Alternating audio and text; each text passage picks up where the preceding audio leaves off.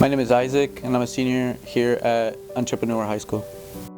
The culinary path is very interesting. It gives you work experience that you can use, like if you decide to want to be a chef later in your future or for your career.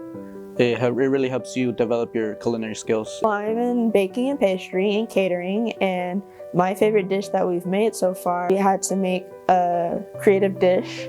We made s'more brownie cupcakes, and they were really good. Some skills I learned from culinary, knife skills, how to cook like basic things like how to cook a chicken, how to make cookies. At eHigh, I've learned baking skills, knife skills, and fruit prep. I've also learned the difference between a wet measurement and a dry measurement. I've also learned patience.